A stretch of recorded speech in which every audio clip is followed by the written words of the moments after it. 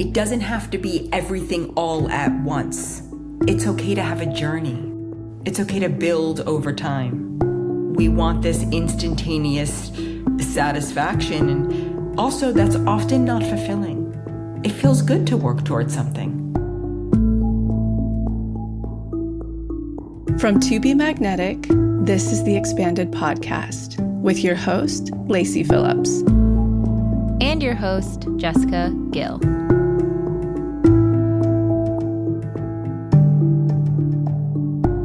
As the leading destination for neural manifestation, we dispel the woo-woo in order to help you create real, tangible results based on neuroplasticity, psychology, epigenetics, and energetics.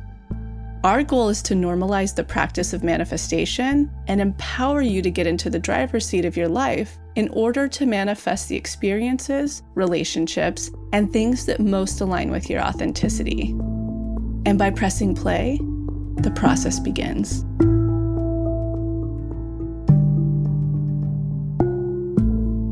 Welcome back, everyone, to another episode of Expanded. I hope you're having a beautiful week. I am so excited for today's episode because we have back on the podcast, you've heard her here many times before, psychological astrologer Dani Beinstein. I personally feel like over the course of the year, there are a few moments where I just need to be reminded about the truth of the human journey and the human existence.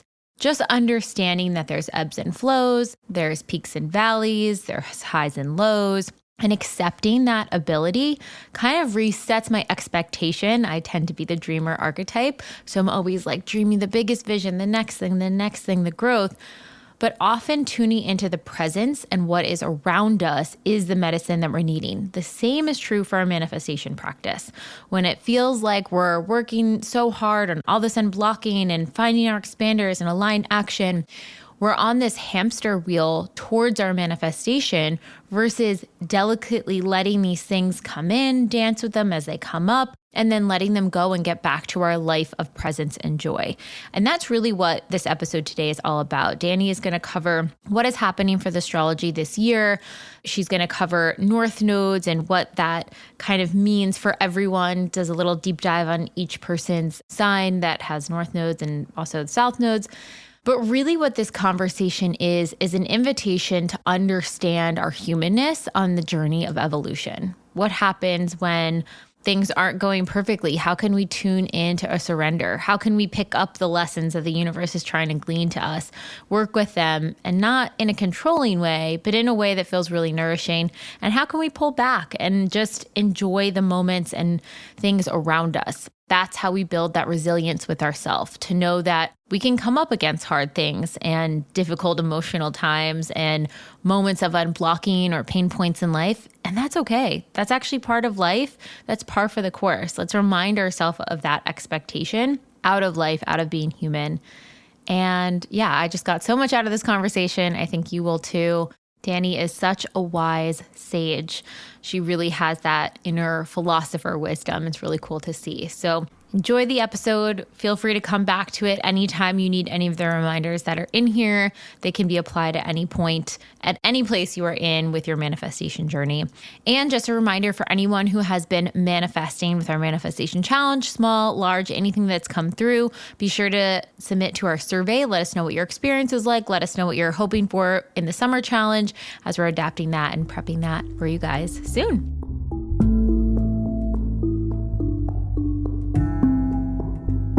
And now, a word from our partners. Speaking of manifestations, one major manifestation that has come through for me recently is Bond Charge's infrared PEMF mat. Their PEMF mat, which stands for Pulse Electromagnetic Field, is a magnetic energy mat that sends energy waves to work with your body's natural magnetic field and improve your overall well-being. Now, I originally heard of PEMF mats back in the day. I used the first one at Lacey's Forest Retreat House, and I kind of didn't really think it was going to do anything at first. And when I laid on this mat, I'm telling you, my whole body just relaxed. My nervous system relaxed, and I fully was able to calm down. Fast forward a few years later, one of our absolute favorite companies, Bon Charge, has launched their own PEMF mat, and it is fully loaded with all the best biohacking techniques you can imagine. So not only do they have multiple frequency settings, one for delta waves to improve deep sleep, one for grounding and earthing that is in the frequency of Schumann's resonance, which is the Earth's magnetic field frequency, one for alpha waves to increase calm creativity, one for beta waves for logical thinking, conscious thought, or meditation, and one that cycles through all four to really align all different parts of your body. But that's not all. They also have red, near infrared, and far infrared light wave frequencies. You've heard me talk about this before, but red light therapy can be so impactful for muscle soreness, tension, pain in the body, detoxification, and so many more things. It is also packed with tourmaline gemstones, germanium gemstones, and amethyst crystals, which all help to balance your mood, keep you calm, activate spiritual awareness, open intuition, and attract positive ions from your body to keep you in that balanced state. Like I said, this thing is fully loaded. So once we received it, we unloaded it into our living room, and it honestly hasn't left the floor because I find myself jumping on it multiple times a day. When I want to meditate before the start of my day, or when I'm needing to process and do a DI, it helps to take me deeper, calm my body, calm my nervous system. It is so good for meditation practices. It just helps you go a lot deeper. And when you are needing grounding breaks throughout the day, it is fantastic. So if you are interested in trying Bon Charge's new infrared PEMF mat, you can use the code MAGNETIC, that's all caps, MAGNETIC for 15% off. Again, that's magnetic, MAGNETIC for 15% off. Or you can go to boncharge.com/pages/magnetic and check out some of the other incredible biohacking low EMF products that Bon Charge has to offer.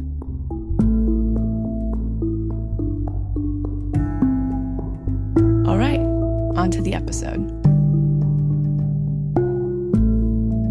Dani Beinstein, so nice to have you on again. Thank you for having me. I'm so happy to be back here.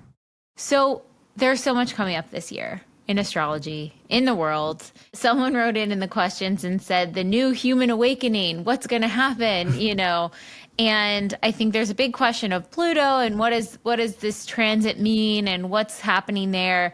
And everyone's curious of but how does it impact me in my chart? And what does that mean for what's going on? I love your perspective on astrology because it is so rooted in just the human evolutionary process of why we're on this planet, to evolve, to change, to grow. What do you see in terms of this year so far? I mean, diving in, what's the overarching theme? And then we can get into nitty gritty on things too. So I would say one of the biggest themes, let's just start with Saturn in Pisces. So Saturn moved into Pisces March of 2023. And Saturn in Pisces, what it's really brought forward for us is, where are we gaslighting ourselves? Where have we gotten lost in escapism and fantasy? Where have we been too porous in negotiating our boundaries? And for a lot of people, they're finding it really challenging because Pisces is a highly mystical sign, but it's also everywhere and nowhere. It's hard to pin down. And given the soup that is the World Wide Web, and given just the humanitarian crises that we see all across the globe in all different vantage points, I do think that there is this way in which we lose touch with, what do I have agency over in my life? Because if we're so focused, and this is, all the kind of different social media trends, that it's look outside of ourselves. We look outside of ourselves and we say, okay, this is going to be the thing that's going to deliver. This is going to be the thing that's going to be the panacea, that's going to deliver, give me everything I've ever wanted. So Saturn's coming along and saying, I'm not sure about that. You know, it's really like ultimately about building that relationship with faith, because Pisces is also about faith and spirituality from a deeper level, and building up that backbone and really creating containers and different forms of disciplines. And when I say discipline, the root of discipline is disciple, which is to be a student of. So there is something about grounding in ourselves that is really necessary with this onslaught of information. Because the soup, like I said, it's like all these conflicting things about everything, whether it's like your health, how to take care of your pet, what cleaning products to use, or what's happening, you know, politically or whatever.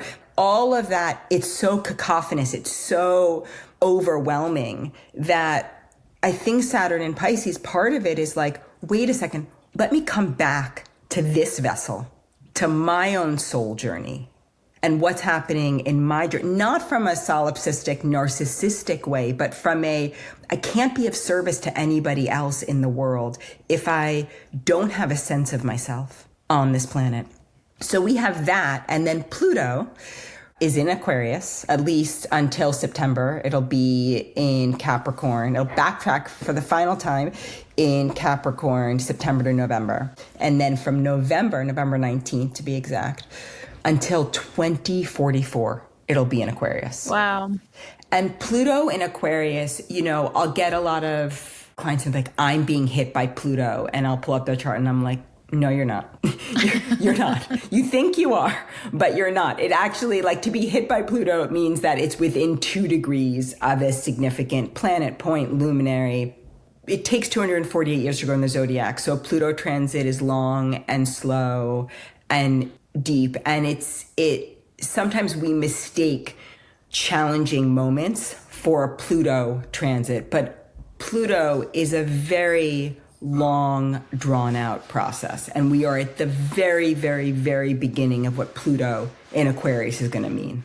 And bringing it back to social media, a lot of what Pluto in Aquarius is going to bring is our relationship to technology and the power that we give technology, any innovations, how we relate to the greater world. All of that is under Pluto's umbrella, under Pluto and Aquarius's umbrella. These two things, so Saturn in Pisces and Pluto in Aquarius, both Pisces and Aquarius are transpersonal signs. So there are personal signs, there's signs that are about creative self-expression, relational signs, and transpersonal signs. It can be hard to, again, like come back to ourselves when there's this dizzying array of information, right? And our brains are now like conditioned and wired to pick up our phones, to look. But if you'll notice, like if you spend time on your computer and you are researching websites, it does not have that same addictive quality. No. Right? Mm-mm. It doesn't at all. And so part of this, I think, part of what is starting to happen this year is a reckoning around technology. And this is really important, I think, when it comes to manifestation, because it is very easy to look at other people's lives and go, I want that, I want that, I want that because it looks good and it looks great. But is it aligned for that individual soul to have that experience? And that's the deeper work from a manifestation standpoint is coming forward. Yeah, absolutely. And it's interesting. Well, first of all, I just want to point out to anyone listening, if you are new to astrology, like these are themes and patterns that are going to impact everyone, regardless of what's going on in your chart. Like you'll at least feel the themes and the pulsings of these things going on.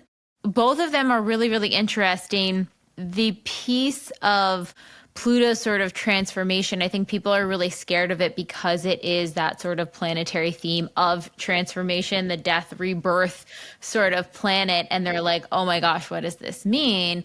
But when it's in Aquarius, you know, so it's the technology, it's innovation, right? Mm-hmm. Like what other themes can come up when that death and rebirth planet is in Aquarius? So themes about what it means to feel free, what it means to feel liberated, what it means to follow your unique path, friendship groups, networking, affiliations, who's my tribe, who are my people. All of those themes can come into play when we're dealing with Aquarius specifically. Aquarius is paradoxical because it's both about the uniqueness of the individual and the collective. And so ideally, you have a society that comes together through each individual. This is idealism, right? But each individual living their true express self. That's the whole concept behind it. Now, the last time that Pluto was in Aquarius, we had both the American Revolution and the French Revolution. Both of those were about freedom, related to economics, but ultimately freedom.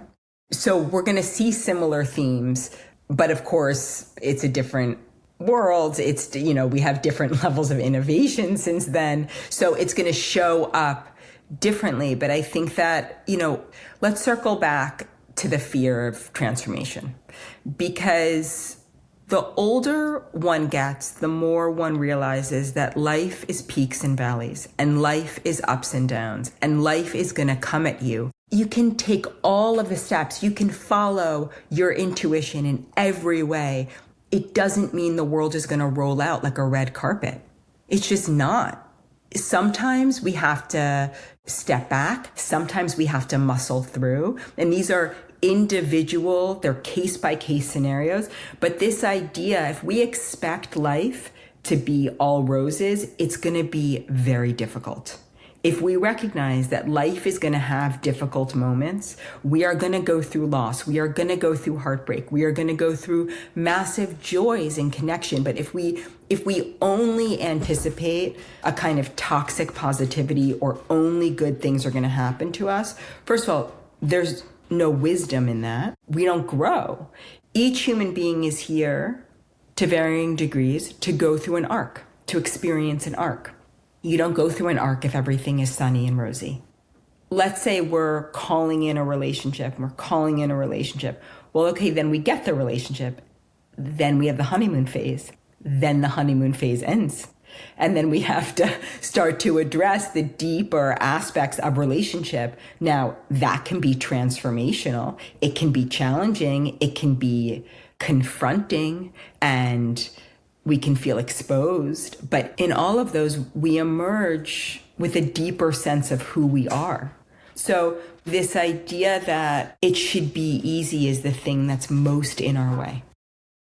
I love that. And I think the underlying theme there that I'm picking up on too is this embodiment and doubling down on resilience, and how it's not about, can I be magnetic all the time?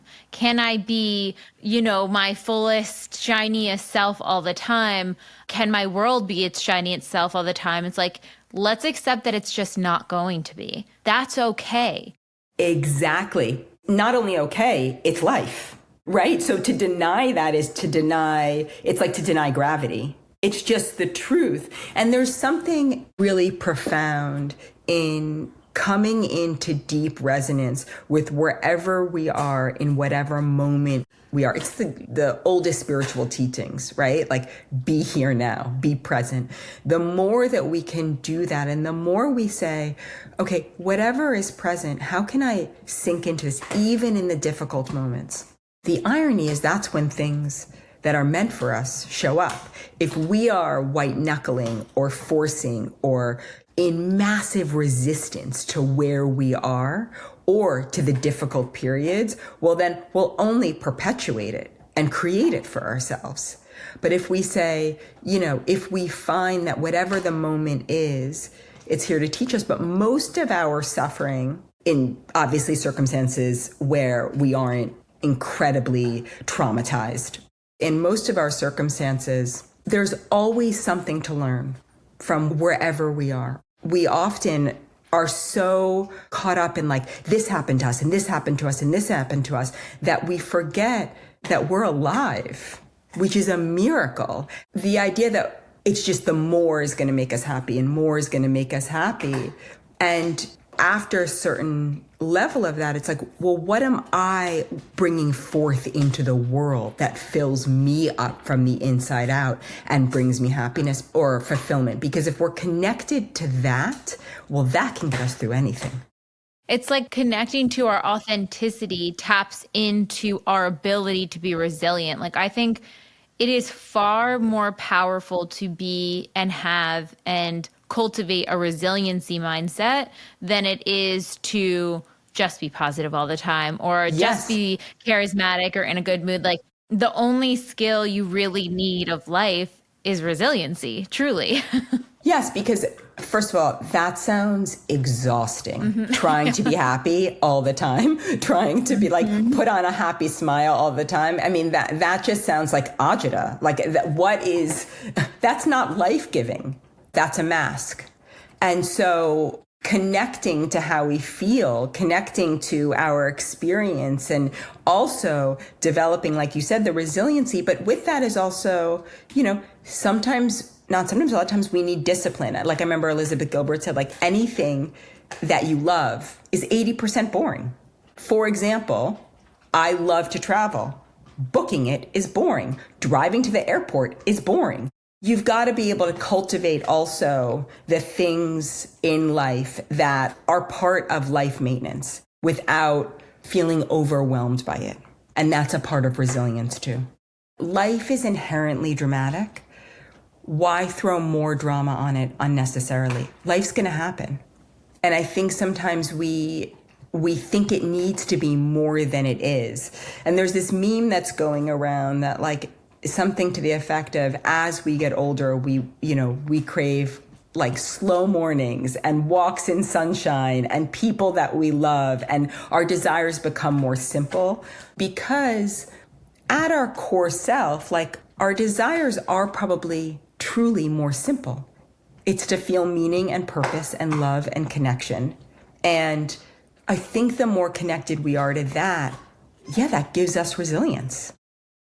It's interesting too, because we've had a lot of people navigating career shifts and relationship shifts and looking at those. And especially I notice it with career, where people are like, well, I'm so bored at this job. Nothing about it lights me up. It must be a total test. Like, I have to jump off the cliff and leave immediately. And I'm like, there might still be a lesson in the boredom. You might not be fully lit up about every single aspect of, I hate getting back to emails sometimes. Yes. Having to go through hundreds of emails is like, I don't like doing it, but it is part of my job. And the core of my job lights me up. And I accept that there will be moments that I don't love every little detail. And that's okay. It doesn't make it wrong. Exactly. But that's also being a grown-up, right? So I think there's this false notion that if we're living authentically, that every piece of our lives is going to feel idyllic. And that expectation, that is going to drown an individual, because nothing will ever be good enough. And then it's like, well, where's the joy? Where is that sense of, I'm grateful for things in my life? So if we look at the astrology, the big event this year is, like, I would say the one that most people are looking forward to is this Jupiter-Uranus conjunction. That's April 20th. Jupiter is the planet of expansion and growth. Uranus is expect the unexpected. It's change, it's disruption. Together, it could indicate a real kind of windfall or opportunity. It's in Taurus, which is physical world reality. It could be financial, because Taurus rules money. It can be related to literally the earth. It could be related to the beauty industry. But in our chart, wherever that Jupiter-Uranus conjunction is happening, there is this kind of opportunity for almost like a sudden acceleration or breakthrough or growth. And the reason I bring it up in relation to what I was just sharing is that Taurus is also about slow and steady. And sometimes the opportunity with Uranus is that it's like, what if the perspective shift around routine is the thing? What if it's not that, like, all of a sudden our whole lives change, but that we have a shift in how we perceive our physical experience of being on this earth. That I think is so powerful. And I feel like I've had micro moments of that over the past few years where things that I felt like a very rigid mindset around, like, this is how things work. They work like this. It's almost like you go through that ego death of everything. And you're like, it doesn't have to look like that. It can look completely different. Anything's possible. You can create a whole new reality in the drop of a hat. I think that's a really powerful element for people to hold on to. Where can they find in their chart where it will impact them? So it would be wherever Taurus at 21 degrees is. Okay. So if they looked up like houses, would it be in that element? It would be it's in one of anyone's houses, but it's specifically where Taurus at 21 degrees hits, because it will be at 21 degrees. And it'll be just at the start of Taurus season, because April 20th is the start of Taurus season. But before that, March 24th, we have an eclipse in Libra. And then on April 8th, we have an eclipse in Aries. And, I think the beginning of the year, we were kind of slow to move, and then everything moved direct. All planets were direct as of January 26th. And then we've had this kind of Aquarian energy, and then we're in the kind of this Pisces soup. And so I feel like a lot of people are like, I thought things were going to accelerate faster, but eclipse season, which starts with spring, at least here in the northern hemisphere, it'll be autumn in the southern hemisphere. That is really like an acceleration. But the thing about eclipses that I feel like I need to say also is, with all the astrology, there's this desire to like catastrophize everything or make it huge. Like it's going to be the thing that changes everything. And a lot of times these things are a lot more subtle, but really, really impactful, but really subtle. And I think this speaks to this kind of what I was alluding to with Saturn in Pisces, is like not waiting for that giant thing that's going to change your life, but cultivating the joy and the sense of fulfillment and contentment in small ways. And those small ways become bigger ways over time. And then often we least expect it. That's when bigger shifts happen. It's like we plod along, and then all of a sudden there's some kind of like exponential growth. Like we've been single for a while and we kind of go through all of these phases, and then we kind of let go, and then all of a sudden we find ourselves meeting someone and in a relationship. But all those subtle, occurrences that happened up until meeting that person, we're all part of it. And it's not always all clockable in an obvious way. It's really only in hindsight that we really come to understand it. But I think there's this push, this like, that thing is going to make me happy. And instead thinking of it as like, it's going to add more fulfillment and more depth and dimension to my life, but not pinning happiness on something outside of us. That was actually one of the questions we got into, is like, how do you utilize astrology in terms of future projecting, in terms of, do you look in hindsight? Is there free will that comes into play? I know for me, like I like knowing what's coming up, but I kind of learn what's coming up and then I let it go. And then when I'm in the middle of tests or triggers or all of that, I'm like, wait a second, what was hitting me right now? It's in this section, in the home section of my chart. I'm like, oh my gosh, that is where all my tests are. Okay, like this is really in alignment. Yes, so that's basically how I use it. I live my life. And when I am working, with my clients, I do look at where they've been and how the transits have shown up until this point, because that's going to inform the future. If you have decontextualized information, well, it doesn't mean anything. Each thing sets up for the next. So I use it a lot with clients. What we'll focus on is how can this bring deeper self-reflection without this addiction to self-improvement. There's a line that I absolutely love, which is that no amount of self-improvement is going to make up for a lack of self-acceptance. I really do encourage my clients to live. A lot of my work ends up being more in like the therapeutic model, because this transit's showing up. How do we work with it? What is showing up? What's underneath there? What's, grabbing the attention and why? What is the soul wanting to work through at this moment? It's all lessons, but it doesn't have to be lessons where it's like constantly doing the work. You need to integrate. 100%. I think that part of what Saturn in Pisces is bringing is an awareness of that. Like, if you get into that mindset, then it's never enough. That's a really unhealthy place to live from, because you're saying, well, my life isn't worth stopping and experiencing. I'm not worth stopping and experiencing. The people that I love, the animals that I love, the colleagues that I love, the clients that I love, any of that is not worth really stopping for, because I'm on this mad rush to get here and there.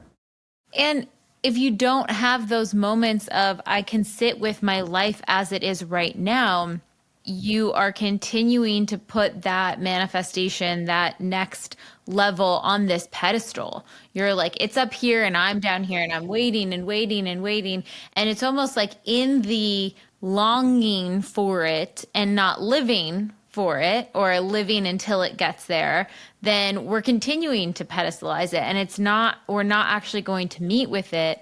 I even went through this phase recently as everything's hitting my house of the home and all of those things. It's like impacting a lot there.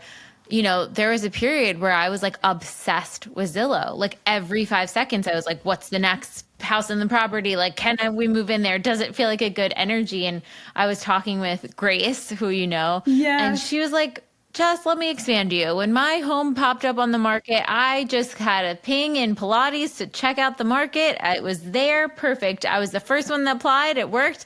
I wasn't even on the website for more than 5 minutes. Like, that's how easy it can be. But if you are continuing to look for it like that, it's not going to come through with ease. So the same thing with astrology. I'm not like, I certainly do not encourage my clients, like, look at the astrology obsessively. I don't do that for myself to say, like, when is this transit passing? When is this happening? When is it? Because it's also not an on-off switch. It's like living your life with this kind of awareness that this is where the energy is focused right now. This is where the opportunities and lessons are. And then living your life, because people have fallen in love since the beginning of time. People have found dream job opportunities since the marketplace existed. It's like this idea that it's all invented new in the past 10 years, 15 years. And like the only way to get it is through a certain kind of like formula of like endless searching. I think that's also the myth of what technology has wrought. It's like this idea that we can muscle it, we can force it, because if I can Google it and find the answer to something in 5 minutes or less, 30 seconds, 10 seconds, then shouldn't I be able to just get the dream job just by Googling it?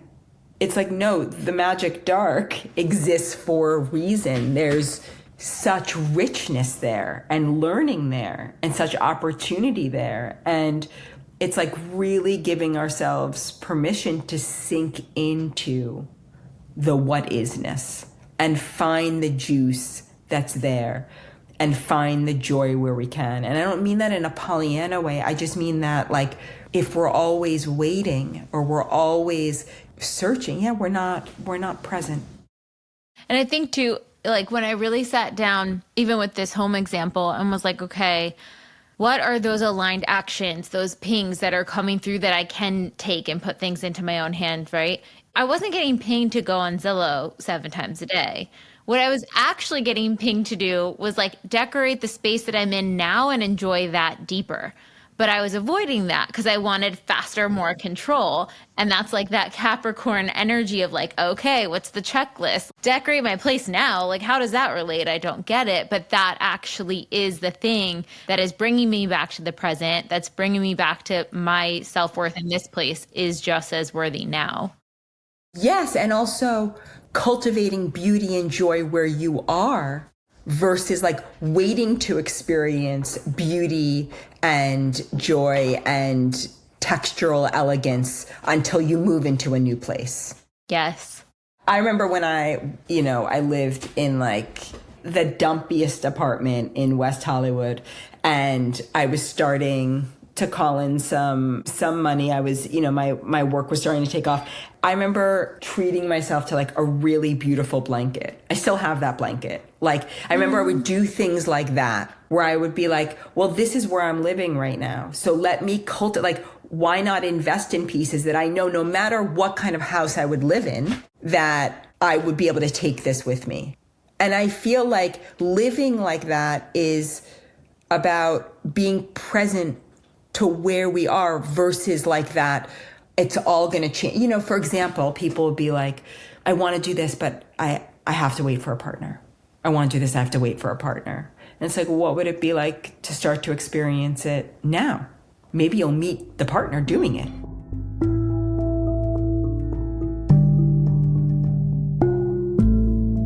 Someone that talks a lot for their job, and I'm not just talking about podcasting, I am on calls all day with our teams, on Zooms, on working sessions, on phone calls, constantly talking. And that really starts to wear on your throat. Sometimes at the end of the day, I feel like my throat is so fatigued. But one of the products I absolutely love using that helps me support my throat in this is the Beekeeper's Naturals Propolis Throat Spray.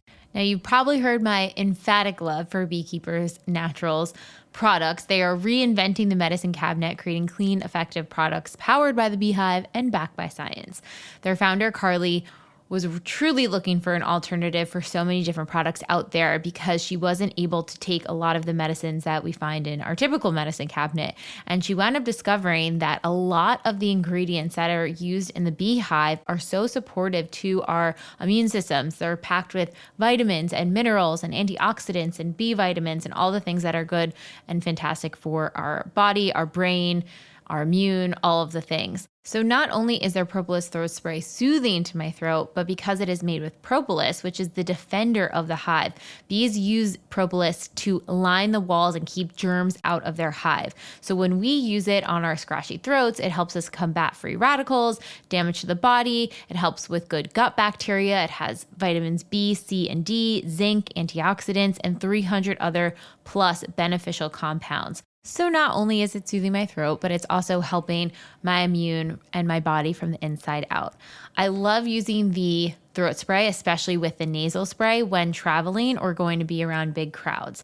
When I do both at once, the nose and throat, it helps coat the lining of my mucous membranes in my nose and actually acts exactly how bees intend the propolis to act, which is lining the walls of it and catching any germs before they go in. So when I go on a flight or I'm going in a big crowd, I'll use the throat spray on my throat, I'll use the nasal plus spray on my nose, and that really helps protect me from any outside germs that I may be surrounding myself with. I especially love their nasal spray too because they not only have propolis just like the throat spray, but also oregano oil, eucalyptus, and xylitol and saline. So it helps really stimulate the mucous membranes in there to catch any free radicals and germs and leaves you in the best state for fighting all of that off. And we have a special discount for you guys. If you want to test out any of the Beekeeper's Natural products or you're looking to restock again, you can use the code TBM to receive 20% off. Again, that is code TBM, all caps, for 20% off. Check out at the Beekeeper's Natural website or check the link in our show notes and then type in the code TBM on checkout to get your discount.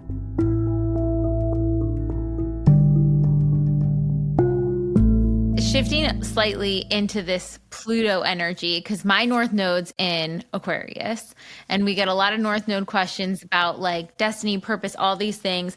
And I'm noticing this trend, and it feels like it's just on the surface. It's like you could see the pops of it, but we're not fully immersed in it yet. And probably because that transit is so long, it'll take a longer time. But like new ways of doing almost everything. I'm seeing the way that certain companies are hiring, which is like, they're like, I don't care if you went to school at all. Like, Yes. What are you passionate about? And are you a hard worker? What's your skill set? And so I'm starting to see these glimmers and these sort of leaders of let's change it. This isn't working for us. How do we break this down? What else do you see coming up around that? And how can someone start to tap into their own inner sense of innovation of how they want to share their gifts or themselves with the world?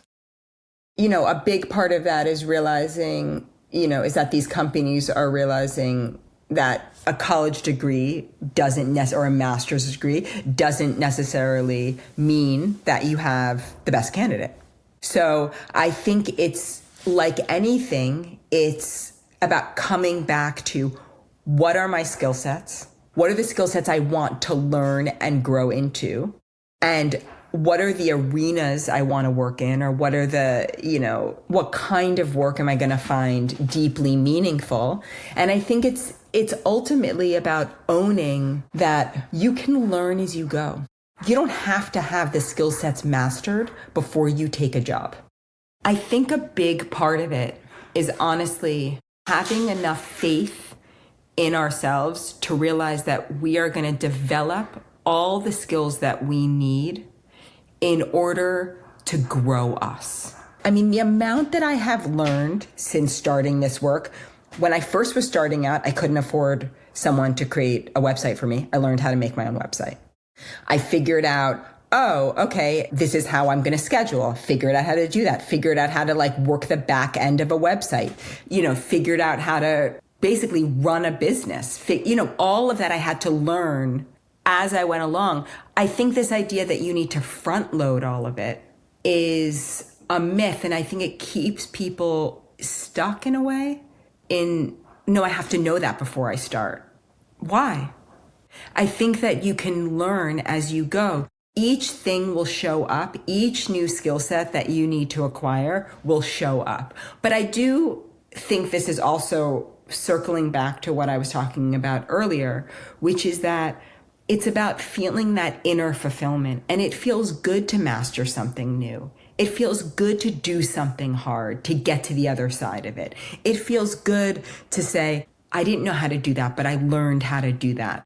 There's no physical object that we can acquire. There's no status symbol that we can acquire that is going to feel as good as feeling like we are mastering something new and that we have a sense of accomplishment and that we have done something hard and gotten to the other side. Yes. I mean, even like Huberman, he had an episode with David Goggins where he was talking about what happens to the brain when we physically do something hard, when we push our limitations of what we thought was possible for ourselves and we actually do the hard thing that we maybe didn't want to do even, and we were able to accomplish it or at least move through it. It expands this part of the brain that helps the nervous system, helps resilience building, helps us adapt for future things that we're doing, helps cognitive function, has such a myriad of positive benefits on the other end of stepping through that hard thing. Exactly, because we're wired to do hard things. This goes back to the idea if we think life is supposed to be easy, we're going to be miserable. If we say, I can tackle that. I have the wherewithal. I'm strong. I have resilience. Well, that's a whole other ballgame. But if we're living in constant fear and trepidation that life itself is going to take us down, well, then however is the thing that we're trying to manifest ever going to show up? Because what our psyche is saying is, I don't have the wherewithal to maintain it. I mean, part of having self-worth is trusting that you or your future self, like you said this in a post, have the skills to navigate it. Trusting that, okay, there were times where I didn't know how to do this and I taught myself, or I learned, or I asked for help. And if you did it before, you can do it again and use that as your ability to be your own expander to take on that next hard thing. And it's all baby steps, right? So it's like if someone hasn't been exercising for a long time and they just start with daily walks, then those walks become longer. They feel stronger. They do something else. Maybe they start to lift weights. It doesn't have to be everything all at once. It's okay to have a journey. It's okay to build over time. I think that's another thing is we want this instantaneous satisfaction, and also that's often not fulfilling. just to get the thing we want the minute we want it. It feels good to work towards something. How should people be working with their north nodes? They wanted like a little recap on maybe even you want to go through the signs quickly or anything you think we need to know about north nodes. Because I think that a lot of people are like, this is the energy I'm moving into. What do I need to know there? Yeah, so the first north node return happens at about 19 years old, the second one about 37. And the north node is all about the qualities that we need to step into in order to self-actualize. So often, not in every individual's chart, but often north node energy is out of our comfort zone. It feels a little sticky. It's a little uncomfortable. And in order for us to really grow and stretch, we're meant to step in to those qualities or start to cultivate those qualities. Now, the placement, the house, is arguably equally as important as the sign that it's in. So there's this whole kind of symbiotic relationship. The other thing is people think they have to abandon the south node. Not at all. It's about the foundation is the south node and then growing into the north node and ultimately integrating the axis. We have to integrate the north and the south node to feel self-actualized. And I think the thing about the north node, again, it's like it could be subtle. It could be the not so obvious thing, but it's usually the thing we're most resistant to. For example, it can often be the thing that we say, oh, I'd never do that. Often when we say something like that, it's because part of us knows we're meant to. We could have our north node in the 9th house, right? And it could be like, oh, I'd never speak publicly, or I'd never like travel for a long time abroad. Those are just two small examples of what, north node energy could be. And then, okay, I'll give you an example. If someone is, let's say they travel when they're younger and they're like terrified. I have an example of this of someone in my life who I studied abroad with, and they were terrified. Cut to their 30s, and they are like literally running a company abroad. Wow. Literally running a textile company in India. This is someone who is terrified, right? That would be an example of that arc, of like stepping into that arc in a way of you think you can't do it. And then in doing it, you completely set yourself free. Could we go through the signs briefly, Yes. just a little bit, just to see like even one sentence on them? I know there's like so much to unpack. Yes. Let's say our north node is in Aries, right? Well, if we're used to doing things with other people or relying on a best friend or a partner or someone else, we're meant to go on our own. That doesn't mean we're meant to be single. It just means that we're meant to really forge our own way. We're meant to create something of our own. Let's say our north node is in Taurus. It means that we are meant to cultivate building something in physical world reality. We're meant to cultivate our relationship to sensuality or our finances or understand our connection to the earth. Those are all examples, right? Let's say our north node is in Gemini. Well, we're meant to cultivate curiosity and conversation and language skills. If we have our north node in Cancer, we're meant to grow into the part of us that is nurturing, that is in the sticky parts of relationship, the nuance of feeling, forming those emotional bonds. If we have our north node in Leo, we are meant to be more comfortable with being noticed, with getting attention, with standing out in a way. If we have our north node in Virgo, we are meant to find the beauty and ritual in details, in creating more efficiency in our life, and moving into a service consciousness in physical world reality. In Libra, meant to move into partnership, in collaboration, into considering the other. In Scorpio, it's about, learning to really embrace that life is entanglement. For our north nodes in Sag, it's about taking risks, cultivating the ability to take calculated risks, to go on the adventure, to be more spontaneous in a way. If our North Node is in Capricorn, it's about building discipline and structure. If it's in Aquarius, then it's about, finding where we fit in our tribe or our affiliation and connecting to something greater than ourselves.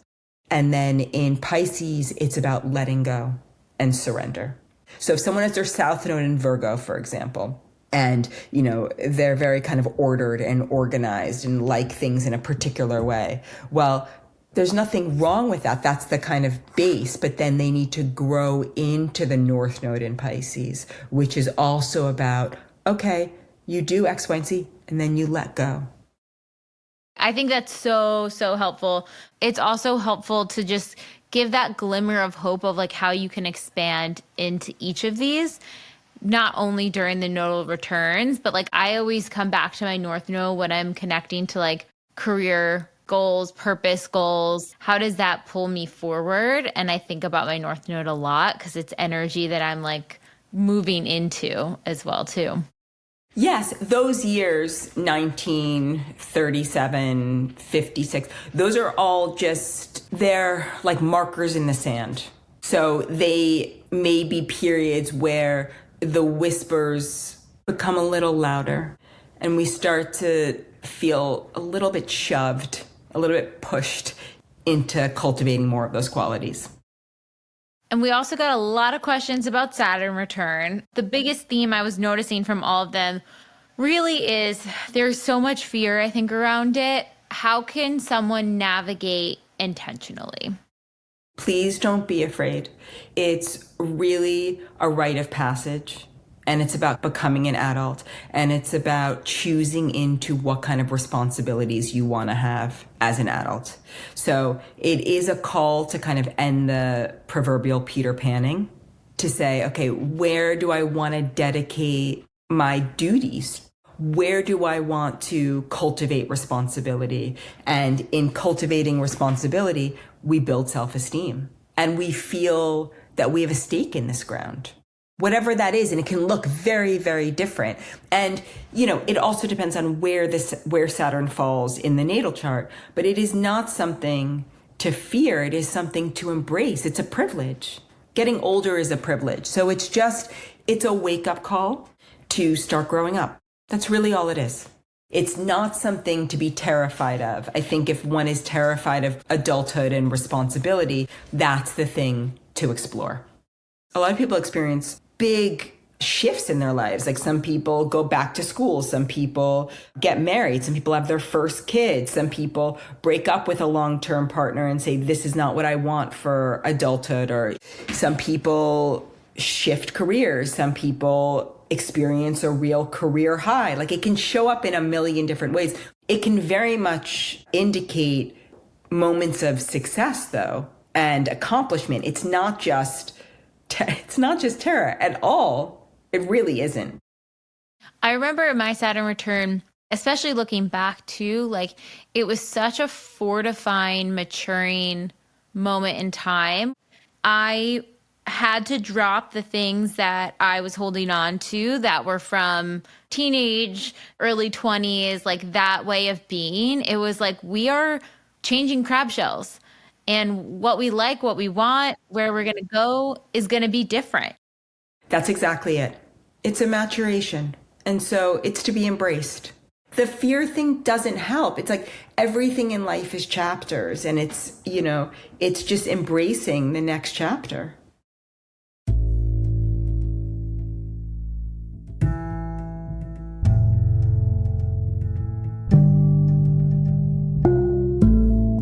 By now, you're starting to get the feel for TBM. Maybe you've heard about our workshops and you're interested in manifestation, but you just don't have the time or energy to sit down and do self-help work. We totally get it. In fact, that's why we created the Daily Practice, which is our massive library of self-hypnosis tracks that you can do anytime without having to jump into a workshop. We call these tracks our Deep Imaginings, or DIs. DIs are different than normal meditations because we designed them using a combination of self-hypnosis techniques, deep theta waves, EMDR-informed tools, and somatic experiencing. A fully loaded formula that is scientifically proven to help you clear your blocks and triggers on a subconscious level, giving you the power to actually create new neural pathways in your brain. So if your boss pisses you off, use our trigger DI. If you want to feel magnetic before a party or an important meeting, use the magnetic self DI. If you're feeling anxious or down on yourself or you need help making a decision, we've got a DI for all of these scenarios and more. You can get full access to the daily practice inside the Pathway membership, where you'll also get unlimited access to every workshop, tool, and offering from TBM. The tools in the Pathway membership will support you year-round, whether you're in the worst, a rock bottom, or second worst, a rut, or feeling good and you want to keep the magnetism going. In the Pathway, you'll effectively learn how to become your own manifestation coach, all for less than $1 a day. So even if you're not ready to start a workshop, join the Pathway and start rewriting your neural pathways now to create magnetism. Work through your triggers and get closer to your authentic magnetic self in order to manifest. Use our special code MAGNETIC, all caps, MAGNETIC, to receive $20 off your first TBM purchase. Again, that's all caps, magnetic. Now back to the episode.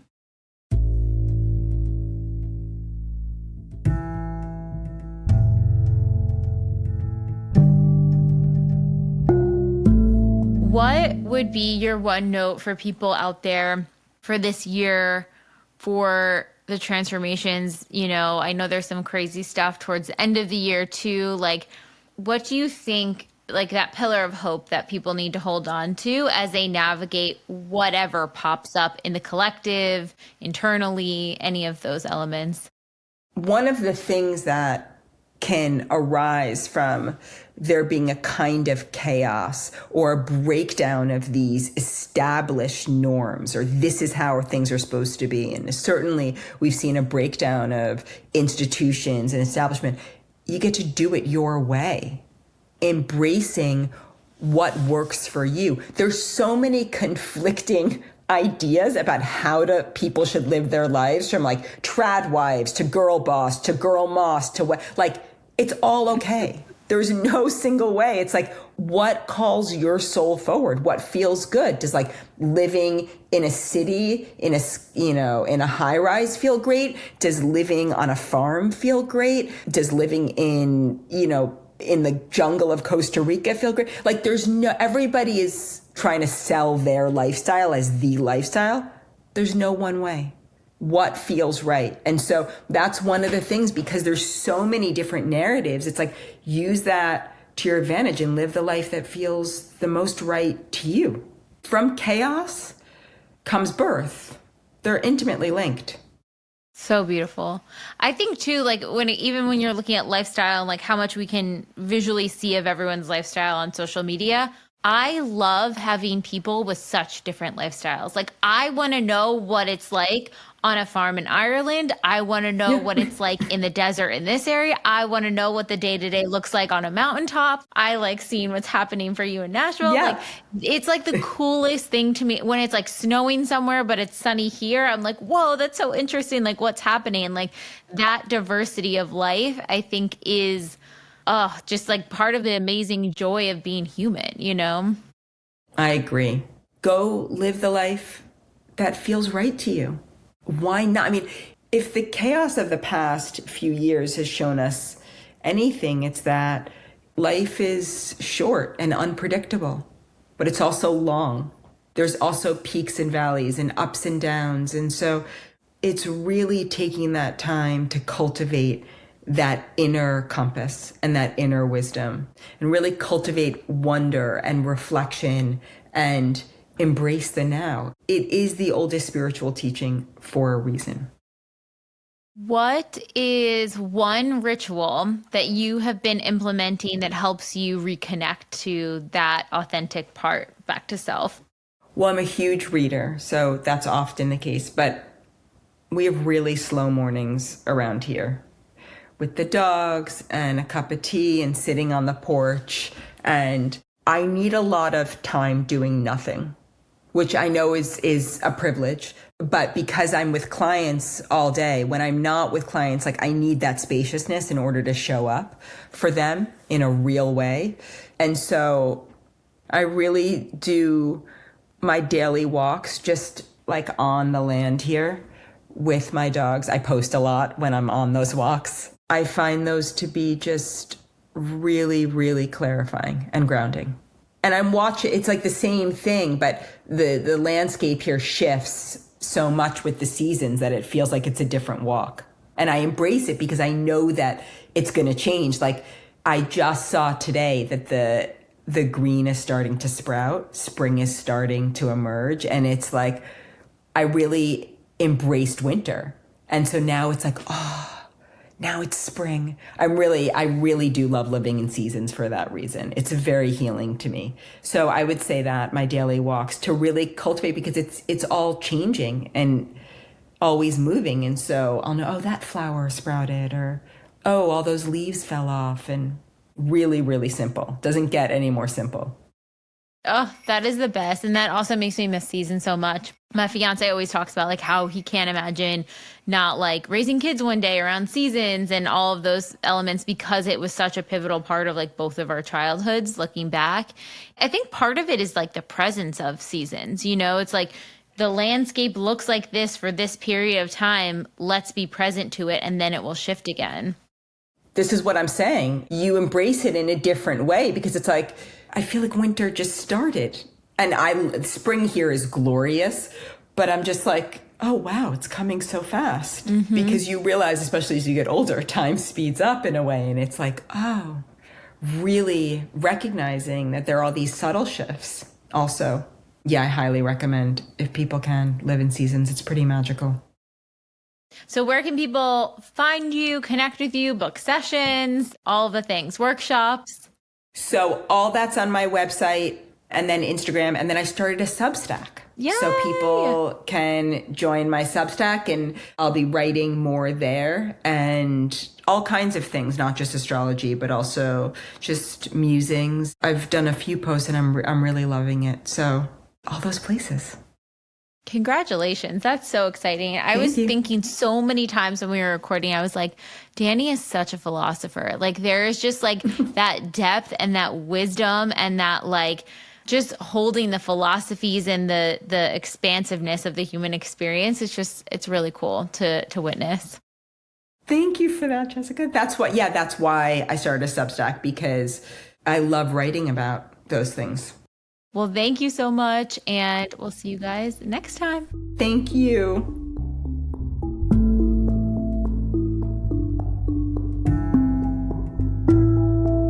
I hope you all enjoyed that episode as much as we did. And if you're starting to get a feel for this to be magnetic manifestation process, but aren't completely sold yet, let me point you to some of our free offerings. You can check out the expanded podcast episode called How to Manifest Anything You Desire, where Lacey, the founder, and I break down exactly what this process is all about. You can check out The Motivation, which is our testimonial library with thousands of testimonials of people who have manifested wild things using this process. Or you could check out our free quiz to find out what manifestation phase you were in, the rut, the rock bottom, the next level, or the magic dark, and how you can navigate. Enjoy! We'll see you next week.